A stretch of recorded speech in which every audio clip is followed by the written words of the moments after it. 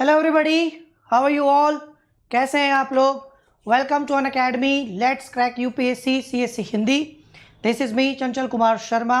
प्राचीन भारत के इतिहास की शुरुआत कल हम लोगों ने की थी और एनसीईआरटी क्लास 11 प्राचीन भारत रामशरण शर्मा की इस पुस्तक पर कल से हमने जो है शुरुआत की थी और हमने कल पहले अध्याय के बारे में, चैप्टर के बारे में बात की थी और जानने की कोशिश की थी कि इतिहास को, प्राचीन भारत के इतिहास को जानने की या पढ़ने की ज़रूरत क्या है, इसका महत्व क्या है।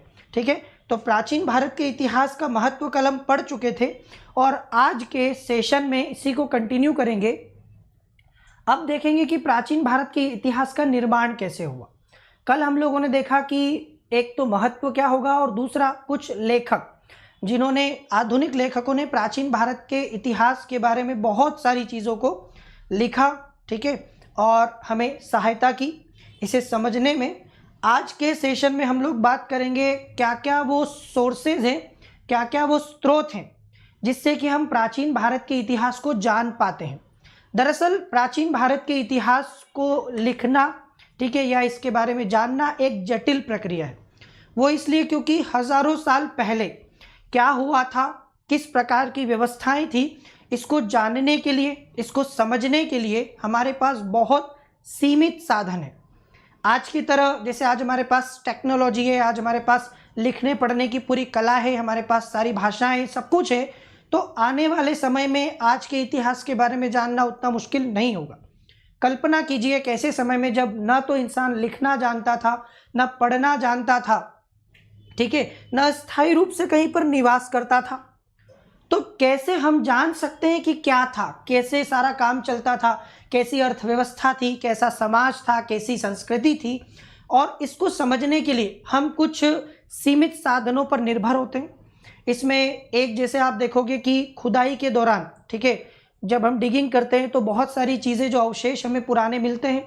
इसके साथ साथ कॉइन्स या सिक्के हो सकते हैं, इंस्क्रिप्शंस जिन्हें आप लोग अभिलेख कहते हैं, तो अभिलेख हो सकता है। इसके अलावा मैन्युस्क्रिप्ट्स हो सकते हैं, मतलब पांडुलिपियाँ हो सकती है, तो मैन्युस्क्रिप्ट भी हैं, इंस्क्रिप्शंस हैं, कॉइन्स हैं, ठीक है, और इस प्रकार के बहुत सारे, ठीक है, कुछ लिखित जो है, जब से लिखने की कला विकसित हुई और जबकि हम समझने लगे जब से, तब से हम लोग उसको और ज़्यादा बेहतर तरीके से समझ सकते हैं। तो प्राचीन भारत के इतिहास को लिखने में, इसको जानने में किन किन स्रोतों का उपयोग होता है और उनके माध्यम से हमें क्या पता चलता है। जैसे सिक्के, किसी भी समय के सिक्के उस समय की अर्थव्यवस्था की, उस समय की अर्थव्यवस्था की स्थिति की हमें जानकारी देते हैं। मतलब आर्थिक इतिहास को लिखने में सिक्कों का योगदान होता है। इसके साथ ही सिक्कों में कई और प्रकार की जानकारियां भी हमें मिलती हैं। अभिलेखों के माध्यम से, पांडुलिपियों के माध्यम से हम उस समय की सामाजिक और राजनीतिक व्यवस्था को समझने की कोशिश करते हैं। तो ये सब कुछ हम लोग स्टार्ट करेंगे और देखेंगे आज की किस प्रकार से हम लोग इसको जान सकते हैं।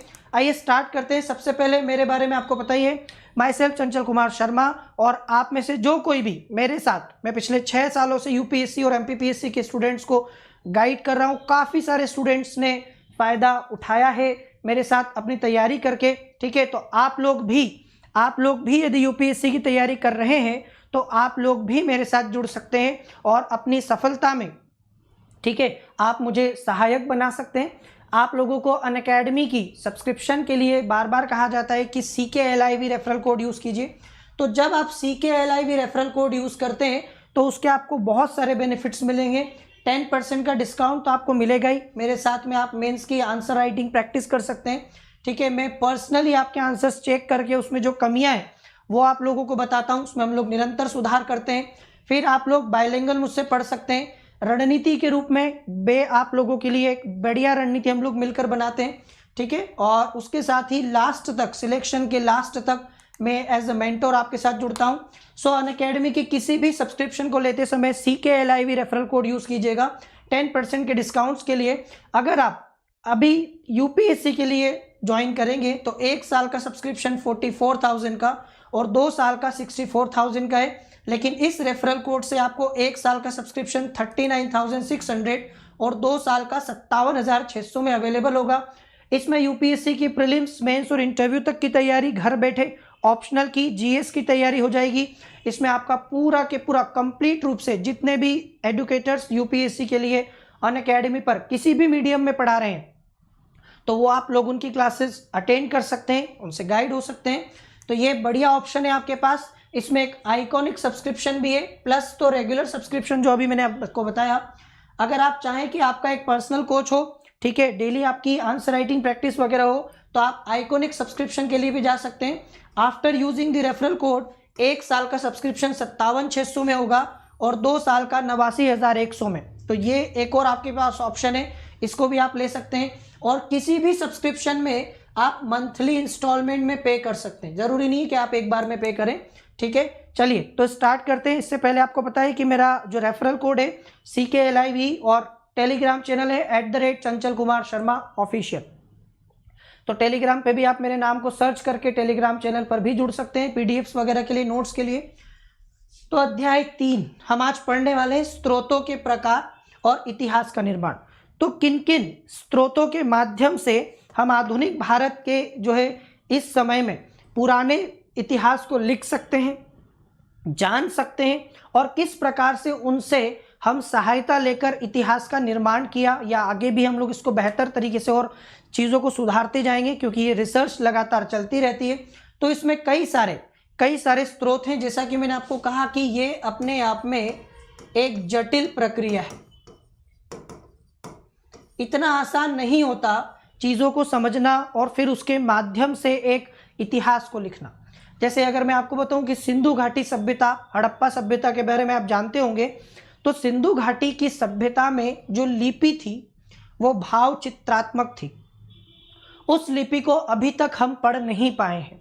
मतलब अभी तक उसको पढ़ने के बाद अगर एक बार जब उसको पढ़ लेंगे या समझ जाएंगे, तो शायद सिंधु घाटी सभ्यता के बारे में हमें और कई सारी जानकारियाँ उपलब्ध होंगी। कई सारी हो सकता है कि हमें गलत जानकारी हो, वो सही हो सकती है। तो इतना आसान ये काम नहीं होता, ठीक है। तो इसके लिए क्या क्या स्रोत हैं? इसके लिए सबसे पहले तो भौतिक अवशेष में आप देखोगे कि हम जब भी खुदाई करते हैं तो उसके द्वारा आप देखोगे कि बहुत सारी चीज़ें हमें नीचे प्राप्त होती है दबी हुई। प्राचीन भारत के निवासियों ने, ठीक है, पीछे अनगिनत भौतिक अवशेष छोड़े हैं। ये हमारा एक सबसे बड़ा सहारा है उस इतिहास को जानने का। जैसे आप सभी को पता है कि हड़प्पा सभ्यता भी तब पता चला जब वहाँ पर खुदाई हुई, और खुदाई के दौरान एक बहुत बड़ी सभ्यता हमारे सामने आई जो कि नीचे दबी हुई थी, ठीक है। तो निवासियों ने, उन्होंने पीछे बहुत सारे अवशेष छोड़े हैं। इसमें दक्षिण भारत के मंदिर और पूर्वी भारत में ईंटों के विहार, ठीक है, मंदिर और विहार ये आज भी विद्यमान है और उस युग का स्मरण कराते हैं जब देश में भारी संख्या में भवनों का निर्माण हुआ। तो उस दौरान बहुत सारे भवन बने, लेकिन कई सारे तो समय की धूल के साथ समाप्त हो गए, कई सारे अवशेष के रूप में हमें आज भी मिलते हैं। लेकिन इन भवनों को मिलने के, खोदने के, खुदाई के दौरान जितनी भी चीज़ें हमें प्राप्त होती है, उनको प्राप्त करने के बाद भी इतिहास का निर्माण करना इतना आसान उनसे नहीं होता। प्रायः आप देखें कि ये पूरे के पूरे जो भवन है, ये जो बस्तियां हैं, ये टीलों के नीचे अक्सर दबी हुई मिलेंगी आपको। टीले जिन्हें आप लोग कहते हैं मॉन्ट्स, टीला या इंग्लिश में हम इसे कहेंगे मॉन्ट्स। ये जो मॉन्ट्स होते हैं ये धरती के ऊपर उभरे भाग को कहते हैं, ठीक है। ये इस प्रकार का हो सकता है जिसमें नीचे पुरानी बस्तियों के अवशेष विद्यमान रहते हैं। ऐसे कई सारे टीले आपको मिलेंगे और उनके नीचे कई हजारों साल पुरानी दबी हुई संस्कृतियां हमें मिलती हैं, ठीक है। तो टीलों के नीचे कई सारी बस्तियों के पुरानी, ठीक है, भवनों के, नगरों के अवशेष अभी भी विद्यमान है। इसमें आप देखोगे कि ये अलग अलग प्रकार की संस्कृतियां आपको दिखाई देगी। कहीं पर आपको एकल संस्कृति मिलेगी, कहीं मुख्य संस्कृति और बहु संस्कृति भी मिलेगी। एकल संस्कृति वहाँ जहाँ पर सिर्फ एक ही प्रकार की, पूरी संस्कृति लगभग एक ही प्रकार की थी, मतलब एक ही प्रकार के बर्तन, एक ही प्रकार का लोगों को रहन सहन का स्तर, भवनों का स्तर, ये सब एक प्रकार का होगा, ठीक है। वहाँ के रीति रिवाज, परंपरा, तो इसको कहेंगे एकल संस्कृति। मुख्य संस्कृति और बहु संस्कृति के भी हमको मिल जाएंगे। कुछ टीले केवल चित्रित धूसर मृदभांड, जिनको आप बोलते हैं पेंटेड, ठीक है, ग्रे वेयर, अर्थात पेंटेड ग्रे वेयर, PGW जिसको आप कहते हैं।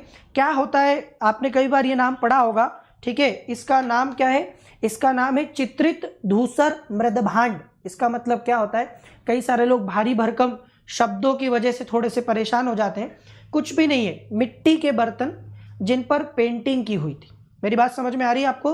अगर कोई बर्तन जो मिट्टी का था उस पर पेंटिंग की हुई है, चित्रकारी की हुई है, और वो ग्रे कलर का होगा, मतलब किस कलर में होगा, ग्रे, धूसर, तो उसको हम क्या बोलेंगे, पेंटेड ग्रे वियर, मतलब चित्रित धूसर मृदभांड। तो एक जहां जहां पर हमको इस प्रकार के पेंट किए हुए, ठीक है, चित्रकारी किए हुए बर्तन हमें मिलेंगे, इसको हम लोग बोलते हैं, एक प्रकार की संस्कृति का नाम दिया गया है, और इसी संस्कृति को चित्रित धूसर मृदभांड संस्कृति बोलते हैं। अब उस समय मिट्टी के बर्तनों को प्रयोग में लाया जाता था, निसंदेह, ठीक है। तो मिट्टी के बर्तनों पर कुछ, अब क्या है कि सादे बर्तन थोड़े से अच्छे नहीं लगते, तो कुछ उसके ऊपर कलर कर दिया, कुछ चित्रकारी कर दी, कलाकारी कर दी गई, तो वो क्या बन गए, चित्रित धूसर मृदभांड बन गए। और विभिन्न समय की विभिन्न संस्कृतियों के ये जो मृदभांड है, ये जो बर्तन है, इससे हमें अलग अलग प्रकार की संस्कृतियों के बारे में पता चलता है कि कब किस प्रकार की संस्कृति, ठीक है, हाँ बिल्कुल, मिट्टी के बर्तनों पर, मृदभांड का मतलब होता है, मृद मतलब कि मिट्टी, मृदा, और भांड का मतलब बर्तन। तो मृद भांड हो गया मिट्टी का बर्तन, और उस मिट्टी का आपके यहाँ भी, जैसे आप देखते हो ना कि हमारे आज भी कई जगह मिट्टी के बर्तनों में जो घड़े होते हैं उनमें पानी भर के रखा जाता है गर्मियों में, तो वो मिट्टी के जो कुम्हार बनाता है बर्तन, तो आप देखते हो कई जगह उस पर चित्रकारी की जाती है, कई जगह आज भी हम लोग पेंटिंग करते हैं मिट्टी के बर्तनों पर, करते हैं ना, इसी को हम लोग बोलते हैं मृदभांड, चित्रित मृदभांड। और चूंकि कलर में वो रेड नहीं था, नहीं तो रेड वेयर हो जाता, ठीक है, वो ग्रे था तो ग्रे हो गया, वेयर हो गया, ठीक है, धूसर हो गया। चित्रित धूसर मृदभांड जो है इस संस्कृति के द्योतक है। कुछ टीले केवल, मतलब जहां से सिर्फ ये वाली संस्कृति हमें मिली है, जहां पर मिट्टी के बर्तनों को पेंट कर दिया जाता था। Is that clear? आप लोगों ने भी मिट्टी का बर्तन का पानी पिया होगा, एक नेचुरल रेफ्रिजरेटर है ना, हमारे यहाँ एक इलेक्ट्रिक रेफ्रिजरेटर होता है जिसमें हम लोग बोतल भर के पानी रख के ठंडा कर देते हैं, और दूसरा वाला जो मिट्टी का होता है जो नेचुरली पानी को ठंडा करता है, और वो किसी भी प्रकार से आपके लिए हार्मफुल नहीं होता, मतलब उस पानी को पीकर आपको कोई नुकसान नहीं हो सकता, उल्टा वो स्वास्थ्य के लिए भी अच्छा माना जाता है, ठीक है। तो इस प्रकार की ये संस्कृति यहाँ पर आपको मिलेगी। इसके अब आपको देखोगे टीले जो हैं, ये जो माउंट्स हैं जिनको मैंने अभी बोला माउंट्स,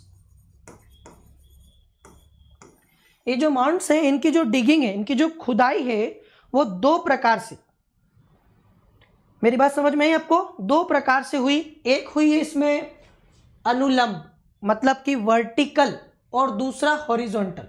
तो अगर टीले को ऐसे वर्टिकली, उसको ऐसे अनुलंब तरीके से, ऊर्ध्वाधर तरीके से खोदा जाए तो ये अनुलंब होगा, ठीक है। और दूसरा आप देखोगे क्षैतिज, मतलब जिसमें हॉरिजॉन्टली, दोनों हम लोग देखें, अगर सीधी खड़ी लंबवत खुदाई हुई, ठीक है, डिगिंग हुई वर्टिकल, तो ये कम खर्चीला होता है और संस्कृति का अच्छा खासा कालानुक्रमिक सिलसिला बताने में सहायक होता है। काल दर काल हमें उसमें चीजें पता चलती है सीक्वेंस में, ठीक है। ये तो हो गया वर्टिकल।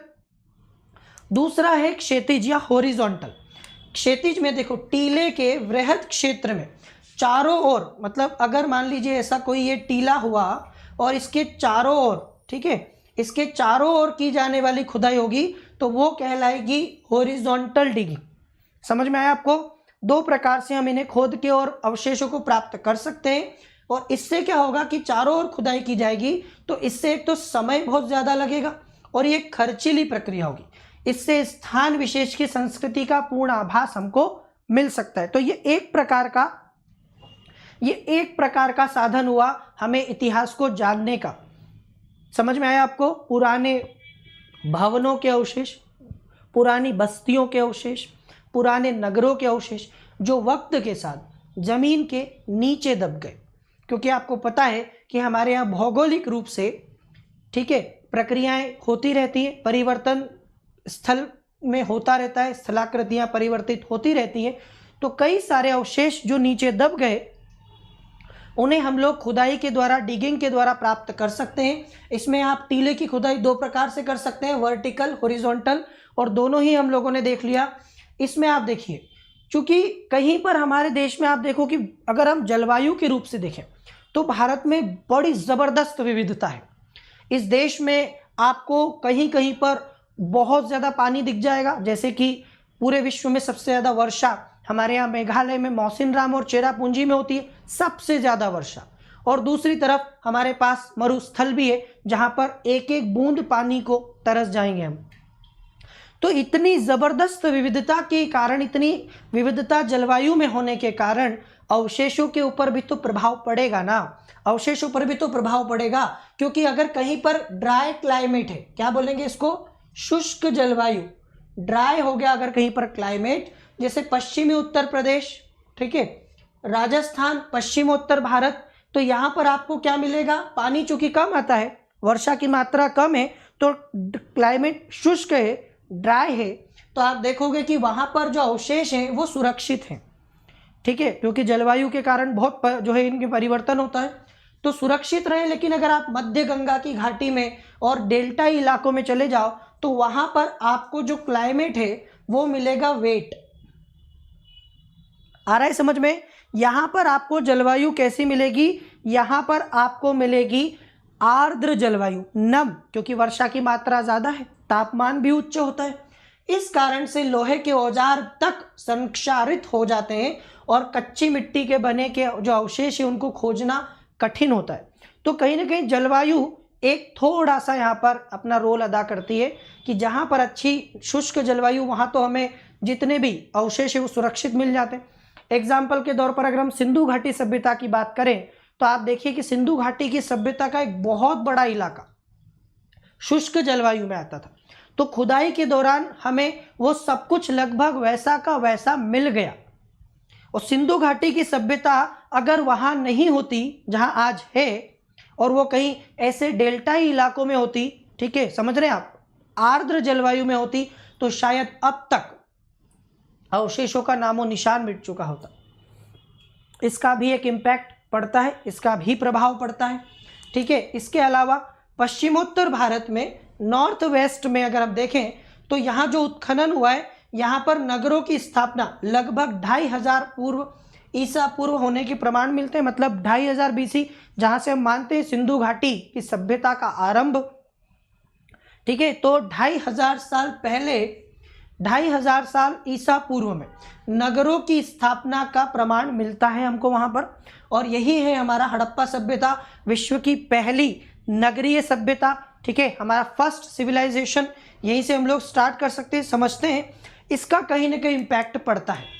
इसके अलावा दक्षिण भारत में अगर हम जाएं तो कुछ लोग मृत व्यक्तियों को, ठीक है, उनके जो शव होते हैं उसके साथ में कुछ हथियार, औजार, मिट्टी के बर्तन आदि को भी उनकी कब्र में रखते थे और उसके चारों ओर बड़े बड़े पत्थरों को खड़ा करके दफना देते थे।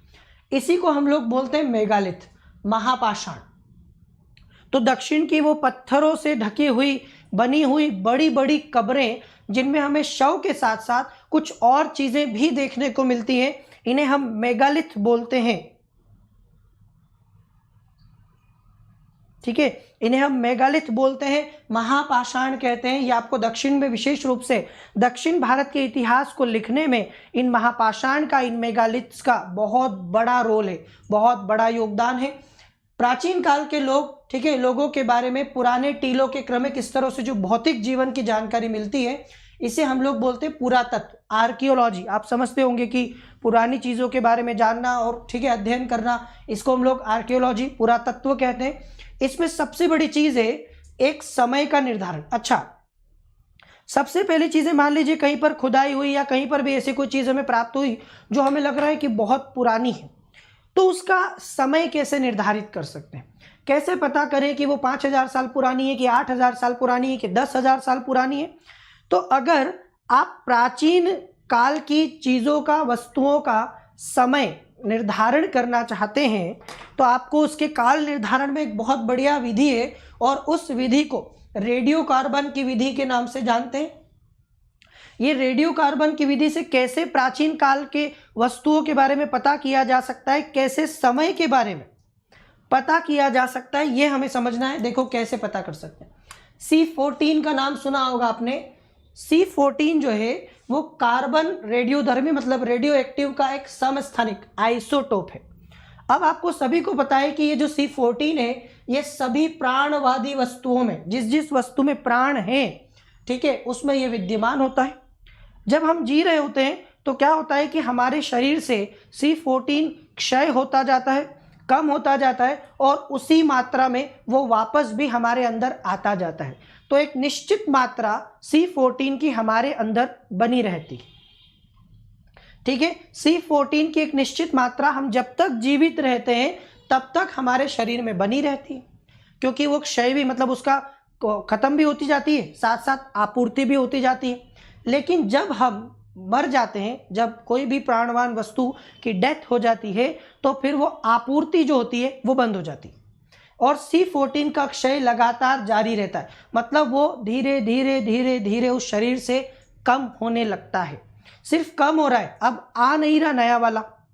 तो किसी भी वस्तु की मृत्यु के बाद, ठीक है, जो प्राणवान है उसकी मृत्यु के बाद में हमें क्या पता चल सकता है, उसका काल, क्योंकि C14 का एक निश्चित कालक्रम होता है, और इसके द्वारा, ठीक है, इसके द्वारा हमें पता चल सकता है कि कोई वस्तु कितनी पुरानी है। जैसे देखो, ये जो होता है ये सभी प्राणवादी वस्तुओं में होता है। सभी पदार्थ की रेडियोधर्मी पदार्थ का क्षय एक निश्चित समान गति से होता है, जिसे हम काल निर्धारण आसानी से कर सकते हैं। जब भी कोई वस्तु जीवित रहती है तो उसमें C14 के क्षय की, क्षय मतलब कमी, क्षय मतलब कमी, कमी होने की प्रक्रिया के साथ हवा और भोजन, जब आप लोग सांस लेते हैं, जब आप लोग खाना खाते हैं, तो उससे वो वापस आपके अंदर आ जाती है, मतलब आती भी है और जाती भी रहती है। लेकिन जब भी आपकी मृत्यु हो जाती है तो फिर उसकी आपूर्ति बंद हो जाती है, और आपूर्ति बंद होने के बाद सिर्फ उसकी लगातार क्षय होता जाता है, कमी होती जाती है। और इसके द्वारा हम पता लगा सकते हैं कि कोई भी वस्तु कितनी पुरानी है। कैसे? वो इसलिए कि सबसे पहली चीज होगी C14 की मात्रा। इसकी एक मात्रा होगी, जैसे काल होता है ना, तो इसका जो काल होता है 5568 वर्ष का आधा जीवन होता है। अगर मान लीजिए कि किसी वस्तु में, ठीक है, C14 की एक निश्चित प्रतिशत मात्रा कम हो गई, और एग्जाम्पल के तौर पर मैं आपको बताऊं कि किसी में मान लीजिए 50% C14 कम हो चुका है, इसका मतलब क्या है कि उसका आधा C14 जा चुका है। और इसका मतलब ये होगा कि उसकी जो एज है, उसका जो काल है, वो 5568 साल पहले का है, क्योंकि इतने समय में वो C14 आधा हो गया। आ रहा है समझ में? ये C14 जो होता है, इसके द्वारा इसकी मात्रा जैसे जैसे कम होगी वैसे वैसे हम पता लगा सकते हैं कि वस्तु कितनी पुरानी है। और जैसा कि मैंने कहा कि अगर आधा C14 उस वस्तु में से जा चुका है, उस शरीर में से जा चुका है, तो इसका सीधा सा मतलब है कि वो 5568 साल पुरानी है। क्लियर? आगे से आपको कभी दिक्कत नहीं होगी। ये एक बहुत बढ़िया तकनीक है जो हमें किसी भी वस्तु का समय निर्धारित करने में जो है मदद करती है, सहायता करती है। आधा समय मैंने बता दिया। तो एक तो हो गया अवशेष, और अवशेष जो खुदाई के दौरान प्राप्त होते हैं हमें मुख्य रूप, लेकिन उसमें कुछ बाधाएं, जैसे जलवायु के परिवर्तन से अवशेषों का नष्ट होना स्वाभाविक है। दूसरा, उसमें हमने देखा खुदाई की तरीके या प्रक्रिया, अगर वर्टिकली करेंगे तो एक अलग प्रकार से हमें चीज़ों को देखने का मौका मिलेगा, हॉरिजॉन्टली करते हैं तो अलग प्रकार से हो जाएगा वो। तो ये कुछ चीज़ें हैं जो इसको क्या करेगी, इसको हमें जानने में सहायता करेगी। और कुछ है जो बाधा है इसमें, ठीक है। अब देखो सिक्के, अब मैंने आपको कहा कि उस समय, जैसे आज हम लोग क्या करते हैं, कागजी मुद्रा का प्रयोग करते हैं। हमारे पास में अगर आप देखेंगे तो एक नोट होता है, उस पर RBI होगा, ठीक है, उसके साइन होंगे गवर्नर के, और विदेशों में भी अपनी अपनी कागजी मुद्रा, पत्र मुद्राएं होती हैं। तो प्राचीन काल में जो विनिमय के माध्यम के रूप में कागजी मुद्रा का प्रयोग नहीं होता था, उस समय नोट नहीं होते थे कागज के, वो लोग सिक्कों का, कॉइन्स का यूज करते थे। मेरी बात समझ में आ रही है आपको? किस चीज का यूज करते थे? कॉइन्स का यूज करते थे। अब कॉइन्स से हमें बहुत सारी, एक तो मैंने आपसे कहा कि कॉइन्स जो है उससे हमें उस समय के आर्थिक इतिहास के बारे में पता चलता है, उस समय की अर्थव्यवस्था के बारे में पता चलता है। जैसे मैं कहूं कि गुप्त काल में सबसे ज्यादा सोने के सिक्के जारी किए गए, ये फैक्ट है कि गुप्त काल में सबसे ज्यादा सोने के सिक्के जारी किए गए।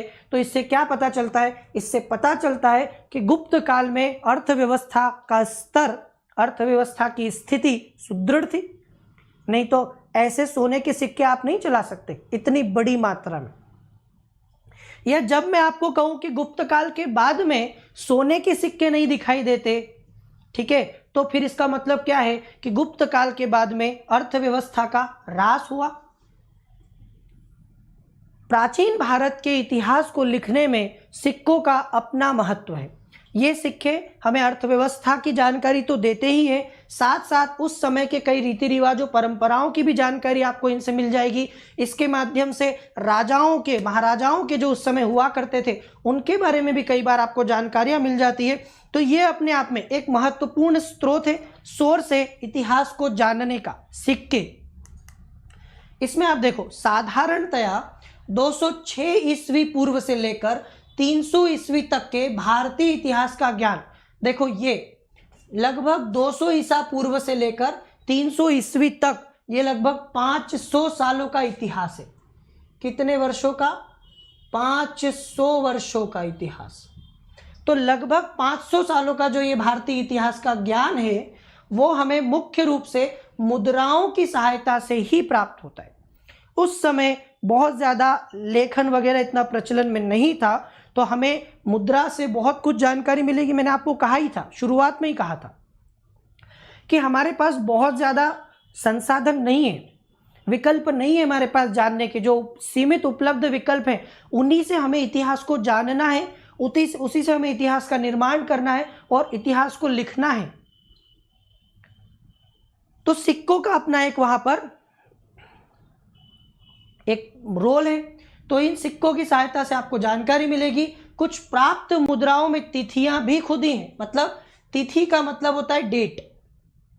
कुछ मुद्राओं में डेट भी आपको दिखाई देगी और इनके द्वारा हम कालक्रम का निर्धारण आसानी से कर सकते हैं कि एक सीक्वेंस हम बना सकते हैं कि कब क्या क्या हुआ था, उसमें डेट लिखी हुई है। अगर हम कहीं पर सीक्वेंस में डेट्स के साथ काम करते हैं तो हमें पता चलता है कि किस दिन हमने क्या किया था, तो वो एक महत्वपूर्ण स्रोत हो गया। इसको कहेंगे मुद्रा शास्त्र। मुद्रा के अध्ययन और उनके द्वारा इतिहास को जानने का जो हमारा ये शास्त्र है, ये मुद्रा शास्त्र के नाम से जाना जाता है। इन सिक्कों में आपको मिलेगा तांबा, चांदी, सोना और सीसा। तो तांबे के, कॉपर के, सिल्वर के, ठीक है, तांबा, चांदी, सोना, सीसा आदि धातुओं के ये सिक्के बनते थे। और मैंने अभी कहा कि जिस प्रकार की अर्थव्यवस्था में जिन सिक्कों की प्रधानता थी उससे हमें पता चलता है उस समय की अर्थव्यवस्था का, उसके आर्थिक इतिहास के बारे में। इसमें जो पहले प्राचीनतम सिक्के हैं उनको आहत सिक्के कहा जाता है। आहत मतलब कि ऐसे ठप्पा लगा के जब आप कोई चीज़ करते हो ना, पंच्ड मार्क, तो पंच मार्क्ड मतलब आहत, ऐसे उनको, ठीक है, उसके ऊपर कुछ न कुछ ऐसे छाप दिया जाता था। आहत सिक्के कहा जाता है। आहत सिक्के या पंच मार्क जो सिक्के हैं, कॉइन्स हैं, ये ईसा पूर्व 5वीं सदी के हैं। ठप्पा मारकर बनाए जाने के कारण ही इनको आहत मुद्रा कहा जाता है। जब ऐसे मारते हैं मतलब क्या कर रहे हैं? आहत कर रहे हैं। आहत मुद्रा का मतलब है उसके ऊपर ठप्पा मार के उसको बनाया गया, ठीक है। तो ये आहत या पंचमार्क्ड सिक्के कहे जाते हैं। पंचमार्क या आहत सिक्कों पर आपको पेड़, मछली, सांड, हाथी, अर्धचंद्र आदि के चिन्ह बने होते थे। कई बार जब हमारे बहुत सारे स्टूडेंट्स प्राचीन भारत के इतिहास के बारे में पढ़ते हैं या जानने की कोशिश करते हैं तो उन्हें थोड़ा सा बोरिंग लगने लगता है। उन्हें समझ में नहीं आता कि ये क्यों पढ़ रहा हूँ मैं पढ़ रहा हूँ कि सिक्के पर पेड़ बना हुआ है, सिक्के पर मछली बनी हुई है, या सिक्का सोने का था, चांदी का था, क्या फ़ायदा, क्या फ़र्क पड़ता है। तो इसके लिए मैं आपको बता दूं कि यही तो वो जरिया है जिससे पता चलता है इतिहास के बारे में। अगर आप देख रहे हो कि कौन सी धातु का सिक्का बना हुआ है, सिक्के पर क्या अंकित किया हुआ है, पेड़ है, मछली है या सांड है, हाथी है, इससे हमें यह पता चलता है कि उस समय कौन कौन से जानवर, ठीक है, उपलब्ध थे, उस समय किस प्रकार की अर्थव्यवस्था का स्तर था, ये सब कुछ हमें इससे पता चलता है। तो ये सब कुछ हमारे काम की चीजें हैं, ठीक है। इसमें देखो सर्वाधिक सिक्के मौर्योत्तर काल में, मतलब जब मौर्य वंश का पतन हो गया, मौर्य वंश का अंत हो गया, तो मौर्योत्तर काल में सबसे ज्यादा सिक्के बने और ये मुख्यतः सीसे, चांदी, तांबे और सोने के हैं। इसके बाद सातवाहनों ने, सातवाहन राजवंश के बारे में आपने सुना होगा, ठीक है। सातवाहनों ने सीसे और गुप्त शासकों ने सोने के सर्वाधिक सिक्के जारी किए, फैक्ट के रूप में आपको पता होगा। सबसे ज्यादा किसके? सातवाहनों के काल में सीसे के सिक्के जारी, आपने सुना होगा। गौतमी पुत्र शातकर्णी के बारे में, वो एक सातवाहन राजा था, ठीक है। और उसके अलावा गुप्त के बारे में तो आप जानते ही होंगे, समुद्रगुप्त, चंद्रगुप्त द्वितीय, और इनके बारे में आपने पढ़ा होगा। तो गुप्त वंश ने सबसे ज्यादा सोने के सिक्के जारी किए। सबसे पहले सिक्कों पर लेख लिखने का काम यवनों ने किया। यवन समझते हैं? बैक्ट्रियन, यूनानी।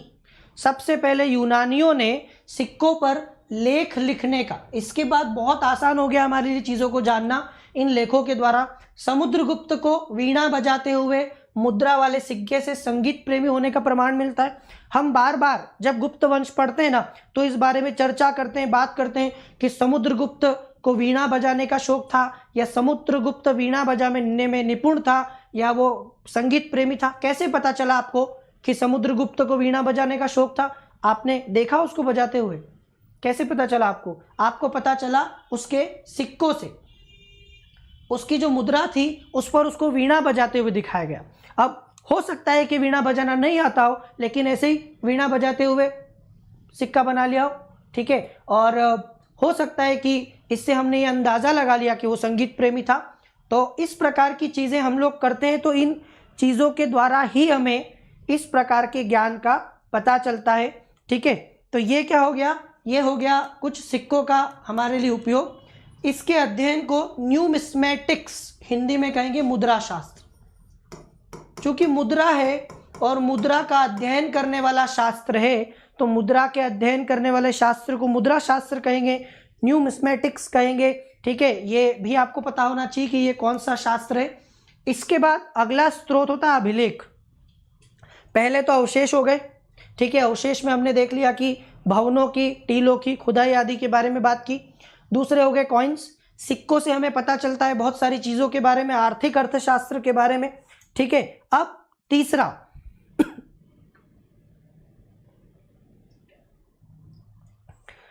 तीसरा जो है वो है अभिलेख। इसको कहते हैं इंस्क्रिप्शन, अभिलेख,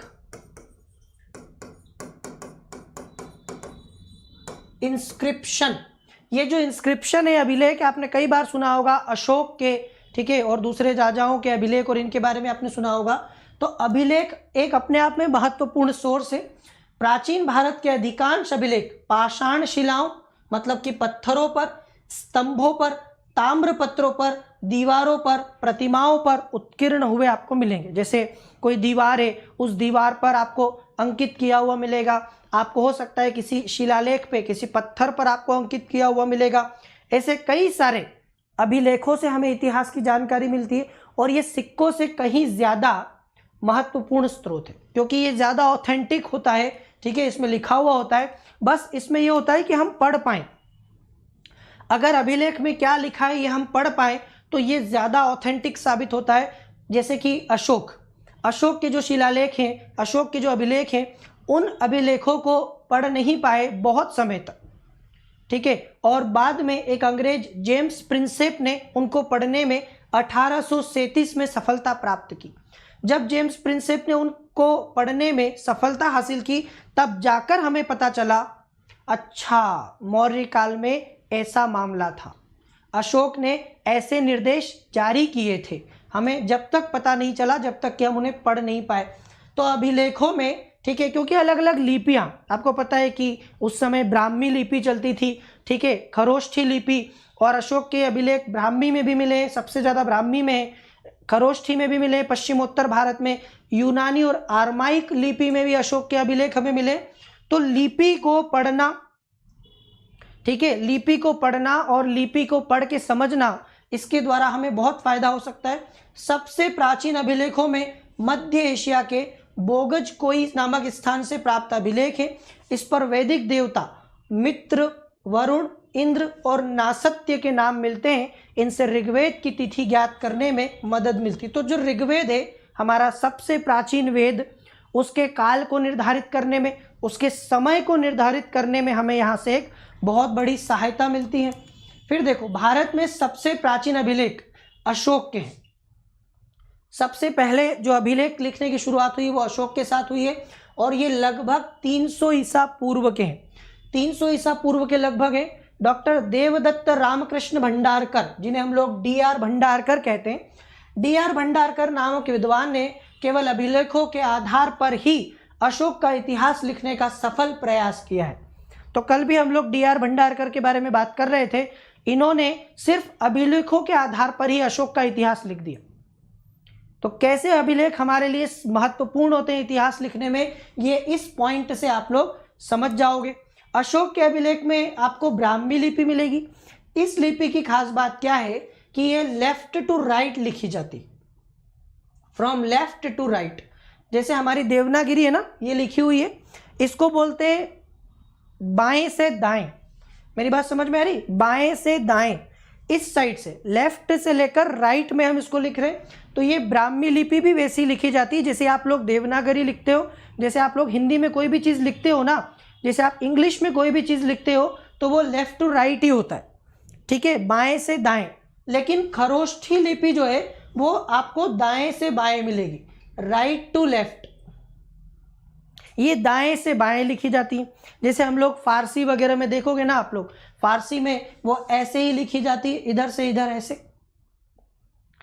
आ रहा है समझ में? ब्राह्मी लिपि हमारी देवनागरी की तरह बाएं से दाएं, लेफ्ट टू राइट लिखी जाती है। मतलब यहां से शुरुआत करेंगे, फिर ऐसे जाएंगे, फिर इधर से आएंगे, फिर ऐसे लिखेंगे। ये हो गया बाएं से दाएं। और मैं दाएं से बाएं लिखूंगा तो मैं यहां से शुरू करूंगा, ऐसे आऊंगा, ठीक है, फिर ऐसे आऊंगा, फिर ऐसे आऊंगा, ऐसे। ये हो गया, ठीक है, क्लियर? ये है तरीका।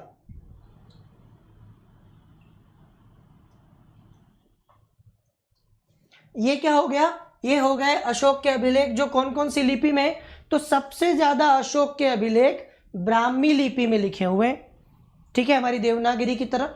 उसके बाद आपको खरोष्ठी में भी मिलेंगे कुछ, हमारे नॉर्थ वेस्ट पार्ट में खरोष्ठी लिपि में भी कुछ अभिलेख हैं उसके।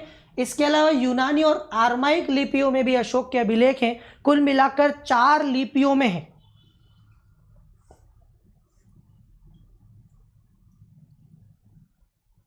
ठीक है, यहां पर कुल 4 प्रकार की लिपि है। कौन कौन सी?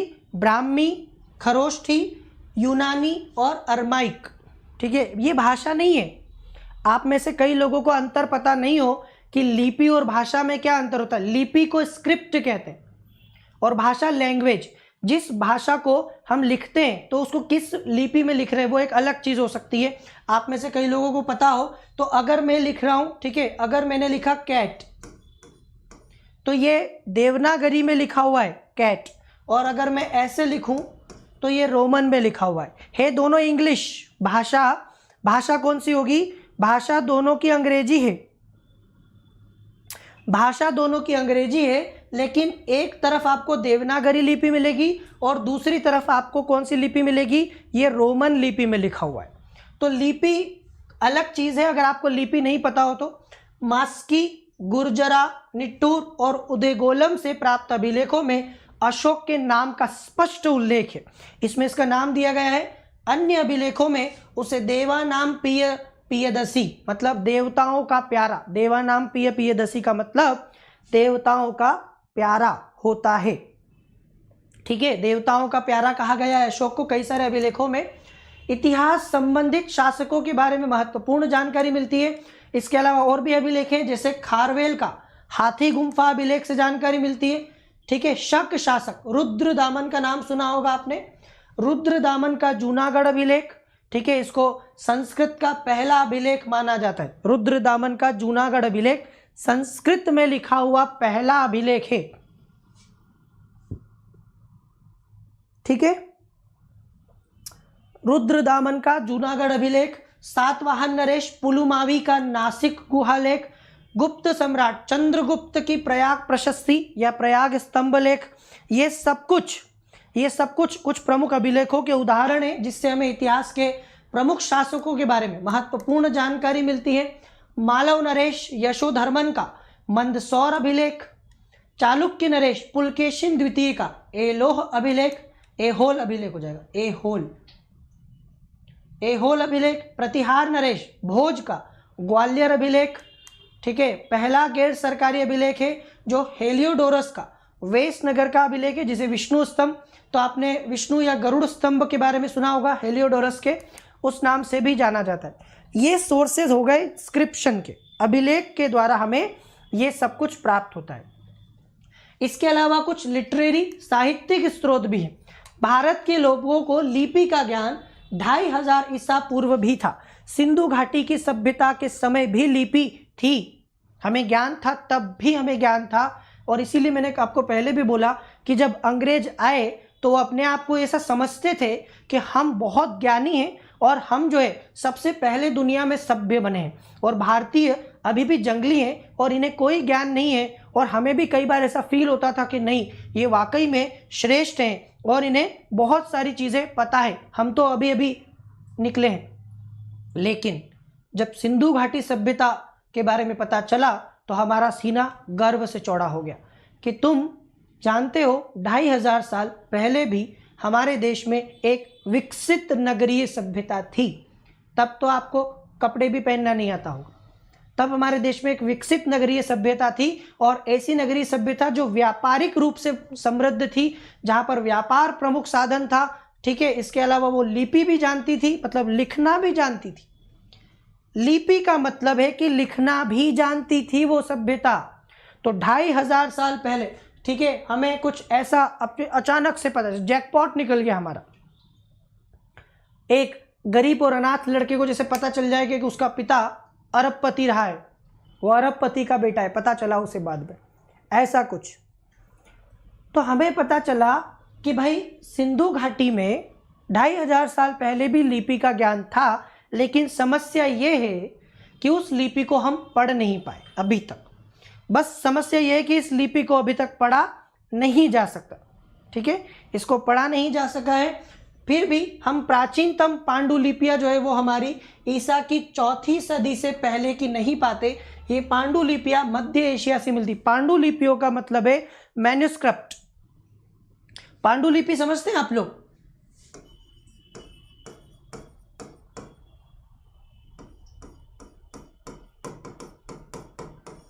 मैन्युस्क्रिप्ट्स, ये जो हस्तलिखित होती, हाथ से लिखी गई, ठीक है, हस्तलिखित पांडुलिपियाँ, या हम क्या कहते हैं इसको, मैन्युस्क्रिप्ट। ये ईसा की 4वीं सदी से पहले की नहीं है। भारत में पांडुलिपियाँ भोजपत्रों, ताम्रपत्र पर लिखी गई, और मध्य एशिया में यह मेष्ठ चर्म का मतलब है कि भेड़ की जो चमड़ा होता है, चर्म, ठीक है, और काष्ठ फलकों पर, लकड़ी की उस पर लिखी गई है। तो ये जो है, ये पांडुलिपियाँ या ये मैन्युस्क्रिप्ट्स जो है, ये हमारे यहाँ पर भोजपत्रों और ताम्रपत्र पर लिखी गई है, और आपको ये ईसा की 4वीं सदी से पहले की नहीं मिलेगी। बात की है ये सारी की सारी, ठीक है। इसके साथ भारत में अधिकतर पांडुलिपियाँ संस्कृत भाषा में लिखी गई, क्योंकि उस समय संस्कृत भाषा का प्रचलन बहुत ज़्यादा था। तो संस्कृत भाषा में ये देखिए आप, ये कागज़ पर हाथ से लिखा हुआ आपको जो दिख रहा होगा ना, इसको कहते हैं पांडुलिपि, ठीक है, मैन्युस्क्रिप्ट। ये दक्षिण भारत, कश्मीर व नेपाल से अधिक मात्रा में प्राप्त हुई है। ये बहुत बड़ा सोर्स है हमारा इतिहास को जानने का। क्लियर? क्लियर?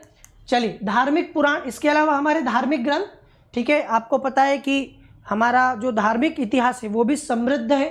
धार्मिक पुराण ग्रंथ साहित्य भी प्राचीन भारत की संस्कृति का बोध कराते हैं। कई सारे पुराण हैं, लगभग आपको पता है 18 पुराण है हमारे पास, 108 उपनिषद हैं, तो इनसे भी कई सारी जानकारियां मिलती है। हमारे 4 वेद, ऋग्वेद को 1500 से 1000 ईसा पूर्व के आसपास का माना जाता है। सबसे प्राचीनतम वेद लगभग 1500 बीसी से 1000 बीसी के बीच में। इसके अलावा अथर्ववेद, यजुर्वेद, ब्राह्मण ग्रंथ, आरण्यक, उपनिषदों को भी 1000 ईसा पूर्व से 500 ईसा पूर्व के पहले का माना गया है। ये भी काफी पुराने हैं। वैदिक मूल ग्रंथ का अर्थ समझने के लिए वेदांग, जिनको वेदों का अंग कहते हैं, आपने सुना होगा षड वेदांग। वेदों के कुल कितने अंग माने गए हैं? वेदों के कुल 6 अंग माने गए हैं, जिन्हें हम लोग क्या बोलते हैं?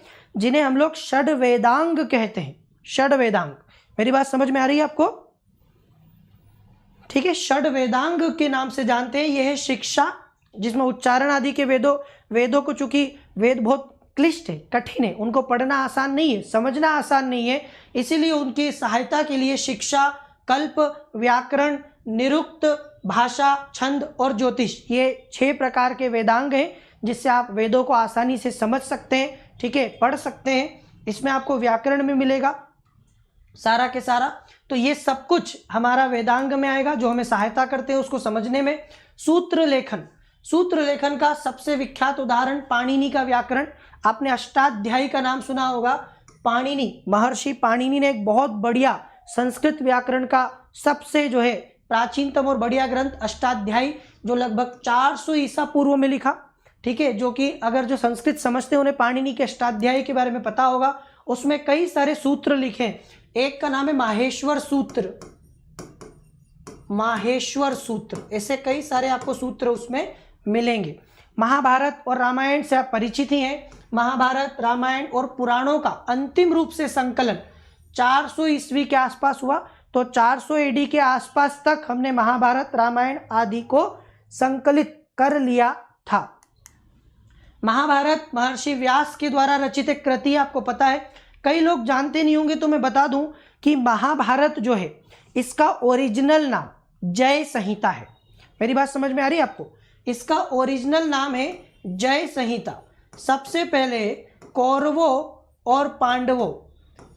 पांडव के युद्ध को आधार बनाकर महर्षि वेदव्यास ने एक 8800 श्लोक की जय संहिता लिखी थी। कितने श्लोक थे? 8800 श्लोक। तो महर्षि वेदव्यास ने 8800 श्लोकों की एक जय संहिता लिखी। कालांतर में उसमें और कई सारी चीजें जुड़ती गई और जुड़ते जुड़ते वो 8800 श्लोक 24000 श्लोक तक चले गए और इसका नाम बदल गया और भारत हो गया। जय संहिता से अब इसका नाम भारत हो गया। और उसके बाद में, ठीक है, 8800 से 24000 हुआ और 24000 से फिर बढ़ते बढ़ते 1,00,000 श्लोक हो गए। कितने हो गए? 1,00,000 श्लोक हो गए और इसको फिर भारत से महाभारत बोला जाने लगा, क्योंकि ये विश्व का सबसे बड़ा ग्रंथ बन गया। 1,00,000 श्लोक मजाक नहीं होते। 1,00,000 श्लोक जो है उसमें लिखे गए और इसके बाद में ऐसा बोला जाने लगा कि जो महाभारत में नहीं है वो कहीं भी नहीं है, क्योंकि महाभारत इतना विस्तृत है कि इसमें लगभग सारी चीजें आ गई। हर शास्त्र, हर ज्ञान, हर कुछ इसमें आपको मिलेगा। ठीक है, तो 1,00,000 श्लोकों का महाभारत हो गया। और ऐसा बोलते यन्न भारते तन्न भारते। यन्न भारते तन्न भारते का मतलब है कि जो महाभारत में नहीं है वो भारत में ही नहीं। मेरी बात समझ में आ रही है आपको? पूरा भारत का सब कुछ ज्ञान आपको मिलेगा महाभारत में। ठीक है, क्लियर हुआ आपको? तो ये महाभारत हुआ। कई सारे एग्जाम में पूछा भी जाता है महाभारत के बारे में। तो शुरुआत मैंने आपको बताया कि ये जय नाम से जानी जाती थी या जय संहिता थी। ठीक है, ये जय संहिता थी। जय संहिता से आगे बढ़ के 24,000 श्लोक के साथ में ये भारत हो गई और भारत से 1,00,000 श्लोकों के बाद ये महाभारत हो गई। तो ओरिजिनली वेद व्यास ने महाभारत नहीं लिखी। ठीक है, ओरिजिनली महर्षि वेदव्यास के द्वारा लिखी गई थी जय संहिता जो कौरव पांडवों के युद्ध को आधार बनाकर लिखी गई थी। बाद में इसमें बहुत चीजें जुड़ी, तो इसमें कौरव पांडव के बीच युद्ध उत्तर वैदिक काल के समय के होने का वर्णन मिलता है। और B.R. चोपड़ा ने तो इसको घर घर तक पहुंचा दिया। अभी लॉकडाउन में भी आपने सुना होगा वो महाभारत वाला, जो हर जगह से आवाज आने लगी थी थोड़े दिन तक, रामायण और महाभारत आप लोगों ने फिर से देखी। तो ये सब कुछ आप जानते हैं। इसके बाद में महाभारत का विवरणात्मक अंश वेदोत्तर काल से और उपदेशात्मक अंश मौर्योत्तर काल और गुप्त काल के संदर्भ में, तो अलग अलग काल के संदर्भ में आपको यहाँ पर चीजें प्राप्त होती हैं। इसके साथ रामायण की रचना वाल्मीकि ने की थी। इसमें भी थोड़ा सा समझने वाली बात यह है कि महर्षि वाल्मीकि ने 6000 श्लोक लिखे थे रामायण में। शुरुआत में जब वाल्मीकि ने रामायण लिखी तो उसमें 6000 श्लोक थे, ठीक है। लेकिन इसके बाद, ठीक है, इसके बाद में ये 12000 हो गए 6000 से, और फिर 24000 श्लोकों की संख्या हो गई, और ये भी अपने आप में एक बड़ा ग्रंथ बन गया। 6000 से 4 गुना हो गया, 24000 हो गया। और रामायण महाभारत से अधिक प्राचीन ग्रंथ माना जाता है। रामायण की रचना ईसा पूर्व 5वीं सदी में शुरू हुई, तब से यह अब तक 5 अवस्थाओं से गुजरा है। तो ये ज्यादा प्राचीन माना जाता है। राजाओं के उच्च वर्ग के धनाढ्य पुरुषों द्वारा अनुष्ठान स्रोत सूत्रों में वर्णित किए गए हैं। आडंबर, राज्याभिषेक, ये सब आपको स्रोत सूत्र में मिलेंगे। जात कर्म, नामकरण, विवाह, उपनयन, संस्कार, आपको पता है हमारे यहाँ पर 16 संस्कार होते हैं। गर्भाधान संस्कार से लेकर तो दाह संस्कार तक पढ़ा होगा आपने। गर्भाधान, ठीक है, पुंसवन संस्कार, सीमंतोन्नयन संस्कार, ठीक है, जात कर्म संस्कार, नामकरण संस्कार, निष्क्रमण संस्कार, अन्नप्राशन संस्कार, चूड़ाकरण संस्कार, कर्णभेद संस्कार, ठीक है, विद्यारंभ संस्कार, समावर्तन संस्कार, विवाह संस्कार और दाह संस्कार। ये हमारे 16 संस्कार। तो ये जो 16 संस्कार हैं उसमें से ही आप देखोगे ये जात कर्म, नामकरण, विवाह, उपनयन, सब कुछ पारिवारिक अनुष्ठान की चर्चा स्रोत सूत्रों में, ग्रह्य सूत्रों की जो है द्वारा हुई है। इसकी रचना 600 से 300 ईसा पूर्व के आसपास मानी जाती है। क्लियर? तो ये आपको ग्रह्य सूत्र में मिलेंगे, स्रोत सूत्र में, ठीक है। मापन संबंधी यज्ञ वेदियों के निर्माण की जानकारी शुल्व सूत्रों में। तो ग्रह्य सूत्रों में आपको ये सारी चीजें हमारे गृहस्थ जीवन से जुड़ी हुई मिलेंगी। दूसरा शुल्व सूत्र है जिसमें कि यज्ञ आदि के लिए जो वेदियां बनाई जाती है, आपने कभी यज्ञ की वेदियां देखी होगी ना, वो ऐसे ऐसे चौकोर स्क्वायर में बनाई जाती है जिसमें हम लोग आहुतियां डालते हैं स्वाहा स्वाहा करके, उसको बोलते हैं यज्ञ की वेदी, ठीक है। उसके मापन कितने उसमें मेजरमेंट में वो बनेगा, ये सारा शुल्व सूत्र में है। और यहीं से आप देखो कि ज्योमेट्री, ज्यामिति और गणित का अध्ययन आरंभ हुआ, तो यहीं से कहीं ना कहीं धीरे धीरे ज्योमेट्री और गणित फिर आपको दिखाई देगा, ठीक है। आगे समझ में? क्लियर? चलिए, तो ये सब भी इसमें मिलेगा। प्राचीनतम बौद्ध ग्रंथ पाली भाषाओं में लिखे गए, और पाली भाषा दक्षिण बिहार में बोली जाती थी। पाली और प्राकृत, आपको पता है कि जैन धर्म की प्रमुख भाषा थी प्राकृत और बौद्ध धर्म की प्रमुख भाषा थी पाली, ठीक है। 8 प्रकार के विवाह, अलग अलग प्रकार के विवाह हैं, वो आपको जानना नहीं है। उसमें गंधर्व विवाह, ठीक है, पैशाच विवाह, बहुत सारे विवाह हैं अलग अलग प्रकार के। ईसा पूर्व 2री सदी में बौद्ध ग्रंथों को, ठीक है, श्रीलंका में संकलित किया गया। वहां से भी कई जानकारियां मिलती है। बुद्ध के पूर्व की जन्म की कथाएं, जातक कथाएं आपने सुना होगा, जातक कथाएं, बुद्ध के पूर्व जन्म की कथाएं उनको कहते हैं। कई एग्जाम में ये भी पूछा गया है। ये कथाएं, जातक संग्रह जो है ईसा पूर्व 5वीं से 2री ईस्वी सदी तक सामाजिक आर्थिक स्थिति पर प्रकाश डालती है। जैन ग्रंथों की रचना प्राकृत भाषा में है, और ये ईस्वी सन की 6ठी सदी गुजरात के वल्लभी नगर में संकलित किए गए व्यापार और व्यापारियों का उल्लेख जैन ग्रंथों में बार बार मिलता है। इसके अलावा धर्मशास्त्र, धर्मशास्त्र में 3 चीजें आती हैं। धर्मशास्त्र में 3 चीजें आती हैं। एक आती है धर्मसूत्र, दूसरी आती स्मृतियां और कुछ टीकाएं। जैसे आपने मनुस्मृति का नाम सुना होगा ना, मनुस्मृति, नारद स्मृति, तो ये स्मृतियां हैं। और धर्मसूत्र भी, स्मृतियां भी और टीकाएं भी, तीनों को अगर मिला दें तो बनता है धर्मशास्त्र। धर्मशास्त्र का निर्माण होता है। इसमें धर्मसूत्र का संकलन 500 से 200 ईसा पूर्व के बीच में किया गया। स्मृतियां जो हैं वो ईसा की आरंभिक 6 सदियों में संहिताबद्ध हुई। इसमें राजाओं और पदाधिकारियों के कर्तव्यों का विधान वर्णित किया गया है। इसमें मनुस्मृति के बारे में आप लोग अच्छे से जानते हैं, और मनुस्मृति से भारत में हिंदुओं की कई सारे रीति रिवाज परंपराएं आज भी हैं। स्मृतियों में संपत्ति अर्जन, विक्रय और उत्तराधिकार के नियम, विवाह विधान, ठीक है, चोरी, हमला, हत्या, व्यभिचार के लिए दंड का विधान आदि सब कुछ वर्णित किया गया है। ठीक है, इसके साथ जैसा कि कल ही मैंने आपको बताया था कि मनुस्मृति का अनुवाद करवाया था अंग्रेजों ने जेंटू लॉज के नाम से, कोड ऑफ जेंटू लॉज। ठीक है, कोड ऑफ जेंटू लॉज का इंग्लिश में ट्रांसलेशन करवा के अंग्रेजों ने ये जाना कि भारत में मनुस्मृति के द्वारा किस प्रकार से हिंदू धर्म के परंपरा रीति रिवाजों का संचालन होता है।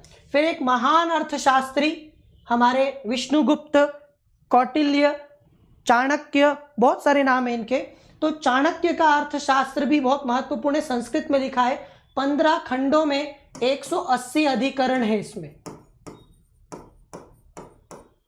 15 खंडों में 180 अधिकरणों में विभाजित है, जिसमें तीसरा और दूसरा खंड सबसे ज्यादा प्राचीन है। और ईसवी सन के प्रारंभिक जो है प्राचीन खंड मौर्यकालीन समाज और अर्थशास्त्र की। तो मौर्य समाज के बारे में, मौर्य अर्थव्यवस्था के बारे में जानने के बारे में, ठीक है, आदि के बारे में हमको पता चलता है। चाणक्य के अर्थशास्त्र एक महत्वपूर्ण स्रोत है जो हमें बताता है मौर्य साम्राज्य के बारे में। आपने सप्तांग सिद्धांत का सुना होगा, राज्य के सप्तांग सिद्धांत की बात भी की है कौटिल्य ने। ठीक है, और सप्तांग सिद्धांत के अलावा और भी कई सारी चीजें हैं जो कौटिल्य की आज भी प्रासंगिक हैं। कालिदास की अभिज्ञान शाकुंतल एक रचना जो गुप्तकालीन उत्तर और मध्य भारत की सामाजिक संस्कृति की झलक दिखलाती है। तो किस प्रकार से गुप्त काल में या उसके दौरान भारत में स्थितियां थी, ये आपको कालिदास के अभिज्ञान शाकुंतल नाटक से मिलेगा, पता चलेगा। प्राचीनतम तमिल ग्रंथ संगम साहित्य में संकलित है। संगम साहित्य में कवियों और भाटों ने 3री-4थी सदी में इसको सृजित किया था। अब देखो, उस समय संगम काल में कई सारी ग्रंथों का, तमिल ग्रंथों का संकलन हुआ। ठीक है, और उससे हमें बहुत सारी दक्षिण भारत के इतिहास के बारे में जानकारी होती है प्राप्त। इसमें 30,000 पंक्तियों में पद्य हमें मिलते हैं। ये 8 एत्तुतोके, एत्तुतोके का मतलब होता है 8 संकलन। दरअसल तमिल में जो गिनती होती है ना, उसमें एत्तु का मतलब होता है 8। तो 8 जो है उसका संकलन एत्तुतोके के नाम से जाना जाता है। पद्य 100 के समूह में संग्रहित है। इसमें आप अलग अलग पुरुनानूर, पत्तपातु ये सब सुनेंगे। पेटिनेडिकल, पट्टिनेंकिल, कणक्कू जो 18 निम्न संग्रह है, और पत्तपातु जो 10 गीतों का संग्रह है। पत्त का मतलब होता है 10।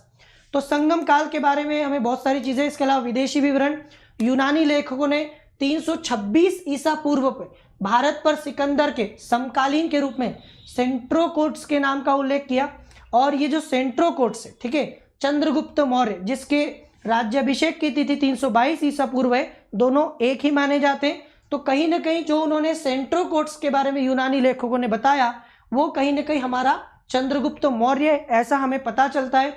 मेगस्थनीज ने इंडिका लिखी, आपको पता है, ये दूत बनकर आया था इसके दरबार में, और इसने इंडिका नाम की पुस्तक की रचना की हुई है, जो हमें मौर्य काल के बारे में, समाज और अर्थ स्थिति के बारे में ज्ञान देती है। तो मौर्य काल के बारे में जानने के स्रोतों में इंडिका भी है, अर्थशास्त्र भी है। ठीक है, आगे समझ में ये सब आपको मिलेगी। ईसा की पहली और दूसरी सदियों में यूनानी और रोमन विवरण ने भारतीय बंदरगाहों का उल्लेख मिलता है। इससे हमें व्यापार आदि के बारे में पता चलता है। फिर यूनानी भाषा में लिखा गया पेरिप्लस ऑफ द एरिथियन सी, ठीक है, टॉलमी की ज्योग्राफी नामक पुस्तक में प्राचीन भूगोल और वाणिज्य के अध्ययन की सामग्री है। इसके साथ साथ कुछ और भी विवरण है, जैसे प्लिनी की पुस्तक नेचुरलिस हिस्टोरिका, ईसा की पहली सदी की पुस्तक जो लैटिन भाषा में लिखी गई है और भारत और इटली के बीच के व्यापार के बारे में जानकारी देती है। फिर आ जाओ फाइयान, चीनी यात्री फाइयान ईसा की 5वीं सदी के आरंभ में आया और गुप्त काल के बारे में हमें जानकारी देता है। इसकी रचना फोको की है। फिर वेन्सांग जो 7वीं सदी में, ये चंद्रगुप्त द्वितीय के काल में आया था। फाइयान पूछा भी जाता है, ये चंद्रगुप्त द्वितीय के काल में आया था और ये आया था हर्षवर्धन के काल में। वेन्सांग हर्षवर्धन के काल में आया था, ठीक है, जिसकी रचना CU की है। तो ये भी पूछा गया है, फाइयान की रचना फोको की और वेन्सांग की रचना CU की है। ठीक है, आगे समझ में। ऐतिहासिक दृष्टि, तो मैंने आपको बताया पुराण, इनकी संख्या 18 है और विषय वस्तु की दृष्टि से ये विश्वकोश जैसे हैं। इसके अलावा पुराणों में हमें 4 युग के बारे में पता चलता है। एक है सतयुग या कृत, त्रेता, द्वापर और कलयुग, जो अवश्य माना जाता है कि इस समय कलयुग चल रहा है। ठीक है, इसके बाद विक्रम संवत जो 57 ईसा पूर्व से 57 BC से शुरू हुआ। शक संवत जो कनिष्क के राजा बनने के बाद 78 ईस्वी से प्रारंभ हुआ। और गुप्त संवत चंद्रगुप्त प्रथम के द्वारा 319 ईस्वी से आरंभ हुआ। तो ये 3 संवत भी हमें पता चलता है। फिर ईसा की पहली सदी में कलिंग के खारवेल की जो हाथी गुम्फा अभिलेख है, उसमें उसने अपने जीवन की बहुत सी घटनाओं का वर्षवार जिक्र किया है। हर्षचरित की बाणभट्ट ने ईसा की 7वीं सदी में हमें हर्षचरित के द्वारा हर्ष के शासन काल के बारे में बताया है, किस प्रकार की उसकी अर्थव्यवस्था और सब कुछ था, ये सब। इसके अलावा रामचरित, हर्षचरित और बहुत सारे चरित, विक्रमांक देव चरित जो विल्हण की रचना है। विक्रमांक देव चरित में कल्याण के चालुक्य राजा विक्रमादित्य पंचम के पराक्रम का विवरण मिलता है।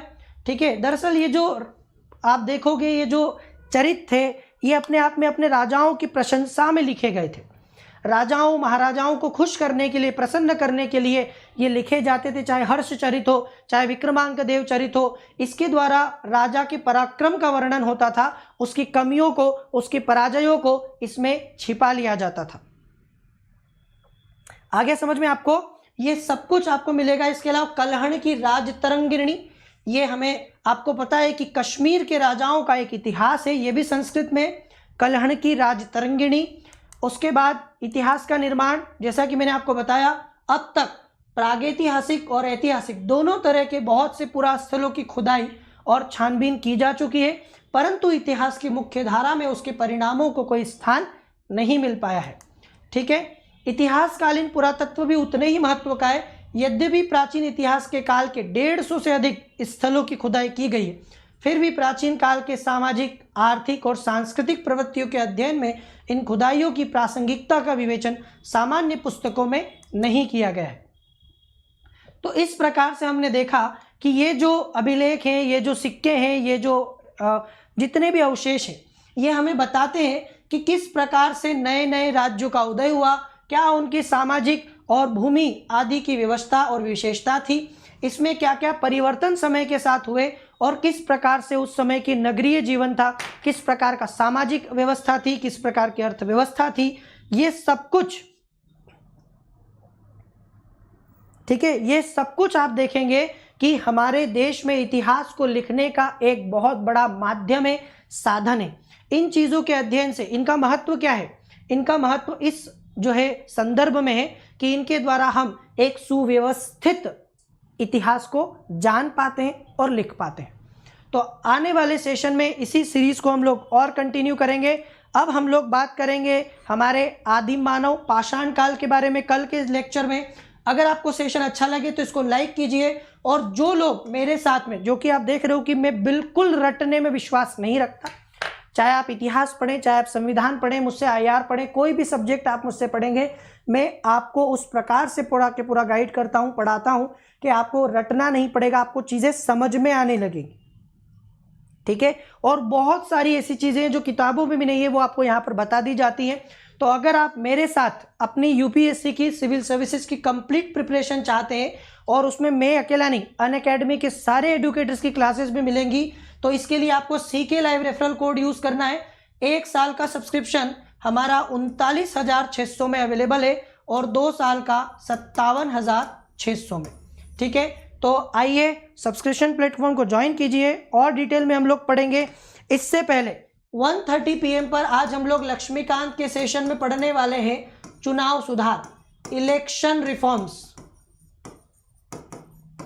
चलिए, तो 1:30 PM पर फिर मिलेंगे हम लोग। Till then, good bye, take care, Jai Hind, let's crack it.